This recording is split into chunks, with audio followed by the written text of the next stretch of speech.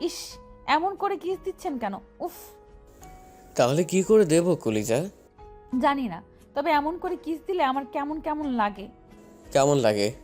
অনেক ভালো লাগে তোমার, ওই জন্যই তো দিচ্ছি সোনা।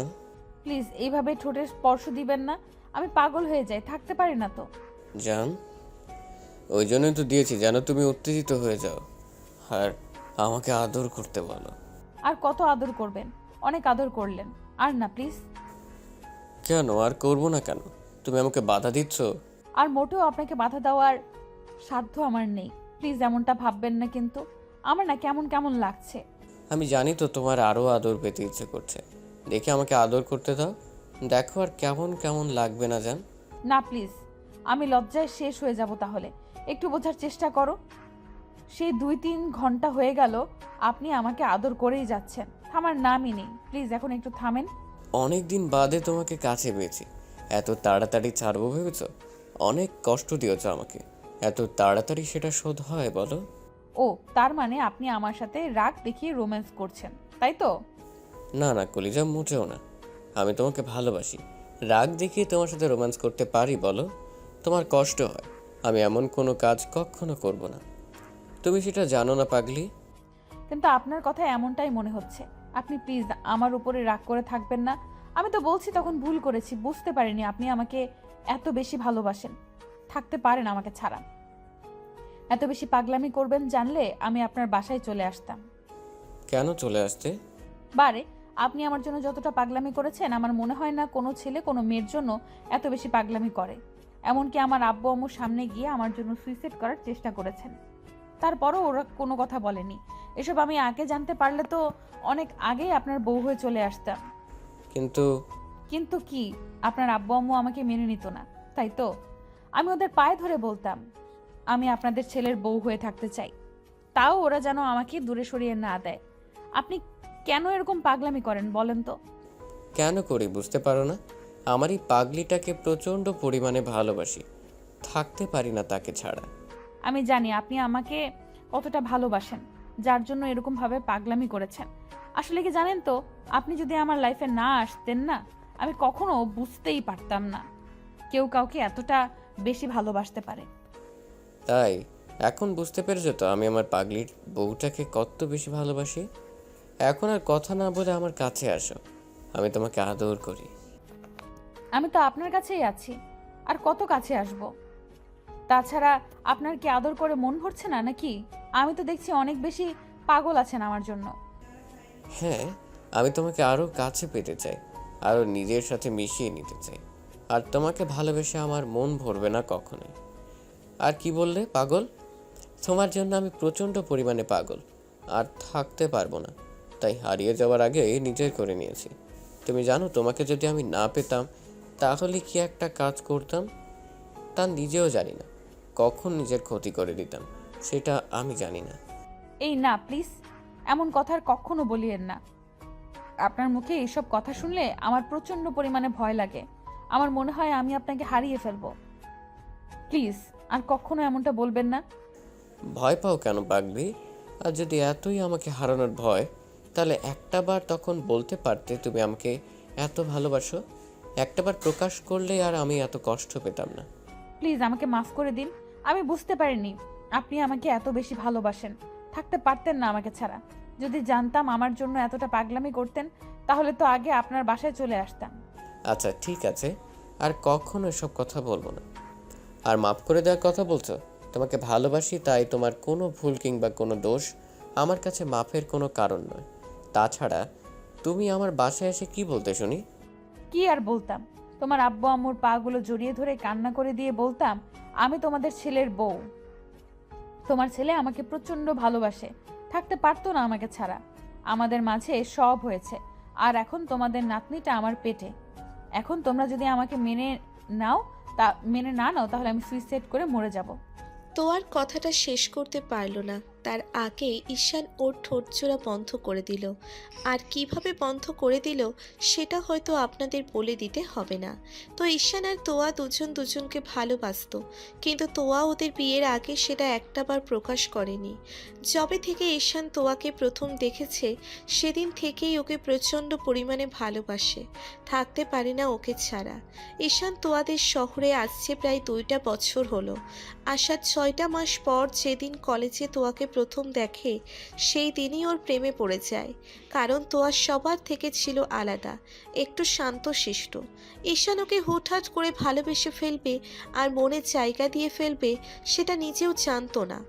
তোয়াকে ঈশান যখন এক দৃষ্টিতে তাকিয়ে থেকে দেখত তখন ওর বন্ধুগুলো বলতো ও মেয়েটাকে পছন্দ করে আর ভালোবাসে। তারপর একটা পর্যায়ে বন্ধুদের চড়াচড়িতে ও তোয়াকে প্রপোজ করতে বাধ্য হয়। আর ঈশান নিজেও থাকতে পারছিল না তোয়াকে না বলে। তাই যখন বলে ওকে ভালোবাসে সেদিন তোয়া অসহায়ভাবে ঈশানের দিকে তাকিয়েছিল, যে চোখের ভাষাটা ঈশান বুঝতে পারেনি। তোয়া ঈশানের থেকে 2 ইয়ার নিচের স্টুডেন্ট ছিল। তোয়া ভাবতো আর 10টা ছেলের মতো ঈশান, হয়তো কয়েকটা দিন ওর পিছনে ঘুরে তারপর ওর সাথে রিলেশন করা হয়ে গেলে শারীরিক সম্পর্ক করে কিংবা খারাপ কোনো উদ্দেশ্য পালন করে তারপর ওর থেকে দূরে সরে যাবে। আর আজকালকার রিলেশনগুলোর সম্পর্কে তোয়ার বেশ ভালোই জানা আছে, তাই ও চাইছিল না কোনো ধরনের সম্পর্কে জড়াতে। কিন্তু ঈশানের পাগলামির কাছে ওকে হেরে যেতে হচ্ছিল। তারপরও তোয়া নিজের জেদের কাছে অটল ছিল, তাই ঈশানকে দূরে সরিয়ে দিতে চাইছিল। তারপর ঈশান আর একটা সময় আর থাকতে পারছিল না, নিজের লাইফে তোয়াকে প্রচণ্ড পরিমাণে চাইতো, তাই অনেক বেশি পাগলামি করত।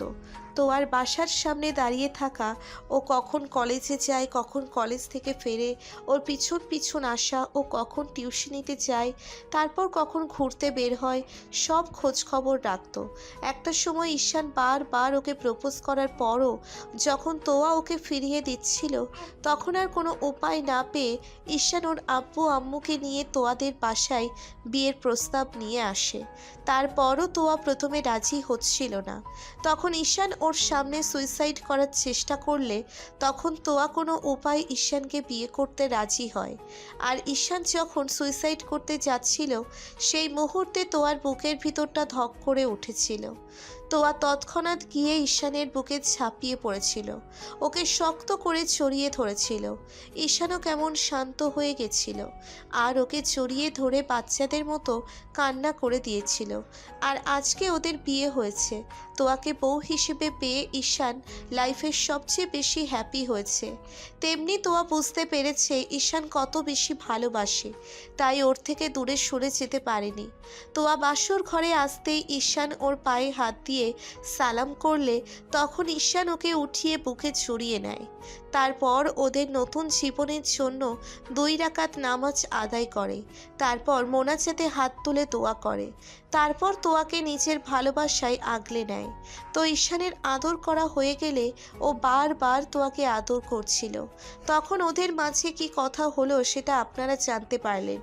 দীর্ঘ 10 মিনিট পর ঈশান তোয়াকে ছেড়ে দেয়। তারপর ওকে বুকের সাথে খুব শক্ত করে চেপে ধরে বলে, হেই পাগলি, আর কখনো এরকম কথা বলবে না। তুমি জানো আমার এসব কথা বললে ভয় লাগে। প্লিজ এসব কথা আর কখনো বলবে না। আরে বাবা, আর বলবো না। আমি জানতাম না আপনি এত বেশি ভয় পেয়ে যাবেন এই সামান্য কথাতে, তাহলে কখনোই বলতাম না। প্লিজ, আপনি ভয় পাবেন না। তুমি সবসময় আমাকে খালি কষ্ট দেওয়ার জন্য এসব উল্টোপাল্টা কথা বলো। বিয়ের আগেও আমাকে একটাবার বোঝার চেষ্টা করোনি, আর বিয়ের পর নাকি তুমি আমাকে ভালোবাসো। তাহলে তুমি এসব বললে আমার কষ্ট হয় সেটা কেন বুঝতে পারো না? এসব কথা বললে আমার প্রচণ্ড পরিমাণে ভয় হয়। আমি ভাবতে পারি না তুমি আমার লাইফে থাকবে না। এসব ভাবার আগে আমি নিজেকেই হারিয়ে ফেলবো। প্লিজ এসব আর কখনো বলো না। ওকে বাবা, আর কখনো বলবো না। প্লিজ আপনি এবার তো অন্তত আমাকে ছাড়েন, আমার ঘুম পাচ্ছে। কেন? আমি তোমাকে ভালোবাসি, আদর করছি, সেটা তোমার কাছে ভালো লাগছে না? জান, খুব খারাপ লাগছে। তাহলে বলো আমি আর তোমাকে আদর করব না। শুধু শুধু রাগ দেখান। আমি একটা বার সেটা বলেছি? আর তাছাড়া অনেক তো আদর করলেন, দীর্ঘ 3 ঘন্টা আমাকে শুধু ভালোবেসেই যাচ্ছেন। তারপরে তো আপনার থামার নাম নেই। এত এনার্জি আসে কোথা থেকে আপনার? বিয়ে করেছি বউকে আদর করার জন্য, তাহলে এনার্জি থাকবে না? আর আজকে তোমার সাথে প্রথমবার রোম্যান্স করছি, তাই এনার্জিটা ফুল চার্জ করে নিয়ে আসতে হয়েছে, তাই না বলো? এখন কথা না বলে আমার দিকে তাকাও, আমি তোমাকে আদর করি। এই না না, আমি আপনার চোখের দিকে তাকাতে পারবো না। আমার প্রচন্ড পরিমাণে লজ্জা লাগবে। প্লিজ আপনি এরকম পাগলামিটা করবেন না। তুমি বললে আমাকে শুনতে হবে নাকি? আমি আমার বউকে আদর করব, তাতে তোমার কি? আমার তো কিছু হবে না, কিন্তু লজ্জায় আমি শেষ হয়ে যাব। প্লিজ আমাকে এমন করে লজ্জা দিবেন না। আমি আছি কি করতে, তোমার সব লজ্জা দূর করে দিব। কিন্তু কি করে? কি করে আবার? এতক্ষণ যেভাবে করলাম, আদর করে, রোম্যান্স করে। তারপরও আমার লজ্জা লাগবে। প্লিজ এখন আর দুষ্টুমি করবেন না, আমাকে একটু ঘুমাতে দিন। একদম না। তুমি বিয়ের আগে আমাকে অনেক কষ্ট দিয়েছো। আর কি বললে? আমি তারপরও তোমার লজ্জা লাগবে? তুমি চোখ বন্ধ করে রাখবে, আর আমি তোমাকে অনেক বেশি আদর করে দিব। তাহলে দেখবে আর লজ্জা লাগবে না, কেমন?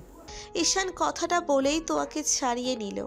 তারপর ওর মুখের দিকে তাকাতে খেয়াল করলো তোয়া গোলাপের পাপড়ির মতো ঠোঁটজোড়া অনবরত কাঁপছে। ও আর দেরি না করে ওদের চাট করে দিল। তারপর তারপর না হয় বাকিটা ইতিহাস হয়ে থাক। তো ভালো থাক ভালোবাসা।